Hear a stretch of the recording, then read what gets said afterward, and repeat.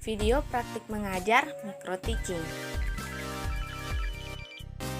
Dosen pengampu pada mata perkuliahan ini. Bismillahirrahmanirrahim. Assalamualaikum warahmatullahi wabarakatuh. Apa kabar?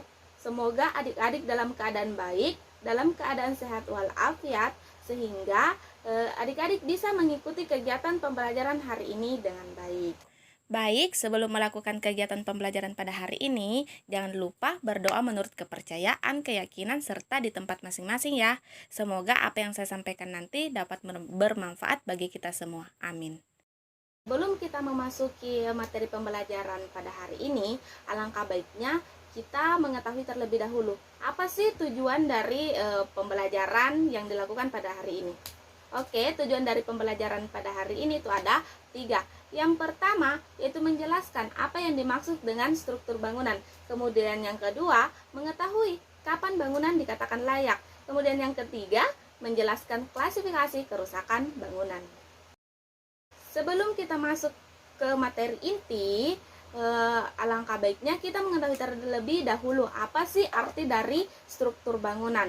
Nah, struktur bangunan berasal dari 2 kata, yaitu struktur dan bangunan, di mana struktur memiliki 4 arti. Yang pertama, cara sesuatu disusun atau dibangun. Yang kedua, yang disusun dengan pola tertentu. Yang ketiga, pengaturan unsur atau bagian suatu benda. Dan yang keempat, ketentuan unsur-unsur dari suatu benda. Kemudian, bangunan berasal dari 2 kata atau arti dari bangunan itu ada 2. Yang pertama, sesuatu yang didirikan, kemudian sesuatu yang dibangun. Nah, kemudian arti lengkap dari struktur bangunan bisa kalian lihat, yaitu merupakan bagian atau elemen yang membentuk bangunan seperti pondasi, slope, dinding, kolom, ringbal, kuda-kuda, dan atap. Kemudian, konstruksi bangunan merupakan objek bangunan secara keseluruhan yang terbentuk atas kesatuan struktur. Oke, ini contoh struktur bangunan, kemudian contoh konstruksi bangunan. Bisa kalian lihat perbedaannya ya. Saya rasa jelas struktur bangunan itu dari elemen-elemen atau struktur-struktur pembentuk bangunan, sedangkan konstruksi bangunan merupakan kesatuan dari struktur-struktur bangunan. Oke, tujuan pembelajaran yang pertama sudah terpenuhi. Kemudian kita masuk ke tujuan pembelajaran yang kedua. Kemudian muncul pertanyaan, kapan bangunan dikatakan layak? Jadi, jika kinerja atau kapasitas struktur melebihi beban yang bekerja dengan faktor keamanan tertentu, maka bangunan dikatakan layak fungsi. Jika tidak, maka didesain perkuatan yang diperlukan. Layak fungsi dengan syarat misalnya dilakukan perkuatan. Jadi sebenarnya pada SNI itu sendiri tidak mengklasifikasikan bahwa ini klasifikasi bangunan yang bisa dikatakan layak. Tapi setiap pengujian itu memiliki klasifikasi tersendiri. Misalnya pengujian beton itu mempunyai klasifikasi tersendiri bahwa ini bangunan yang bisa dikatakan layak. Kemudian pasti muncul di benak kalian, siapa sih orang yang memeriksa bangunan itu? Jadi, dia merupakan tenaga pengkaji teknis bangunan gedung yang melakukan pemeriksaan berkala bangunan gedung, yaitu orang perorangan yang memiliki keahlian atau kompetensi di bidang pemanfaatan, yaitu pemeliharaan, perawatan, dan pemeriksaan berkala bangunan gedung sesuai ketentuan peraturan perundang-undangan. Kemudian, untuk melakukan pemeriksaan apapun itu pasti memiliki cara-caranya tersendiri untuk melakukan pemeriksaan tersebut. Tidak mungkin kita melakukan ilmu cocologi, apalagi ini yang akan diperiksa ini bangunan. Ini menyangkut tentang masa depan dan nyawa orang, bukan nyawa-nyawaan. Jadi, ada 4 cara untuk melakukan pemeriksaan. Yang pertama, pengamatan visual. Jadi, pengamatan visual dilakukan terhadap bagian dari bangunan gedung atau bangunan gedung secara keseluruhan dengan menggunakan daftar simak. Nah, bagi yang belum tahu, daftar simak itu apa sih? Jadi, setelah saya tampilkan, bisa kalian lihat dan amati bahwa ini yang dikatakan daftar simak. Oke, kemudian yang kedua, pemeriksaan mutu bahan. Jadi, pemeriksaan mutu bahan dilakukan untuk memeriksa mutu dan kekuatan bahan struktur dengan menggunakan peralatan yang sesuai, terutama setelah terjadinya bencana, kebakaran, gempa bumi, atau fenomena alam lainnya. Selanjutnya, pemeriksaan yang ketiga yaitu analisa model. Jadi dilakukan untuk menguji daya dukung struktur, baik untuk seluruh atau sebagian bangunan gedung, khususnya untuk bangunan yang mengalami perubahan fungsi atau tata letak ruangan atau setelah terjadi bencana alam. Selanjutnya, pemeriksaan atau cara pemeriksaan yang ketiga, keempat. Maaf, jadi pemeriksaan yang keempat yaitu uji bahan.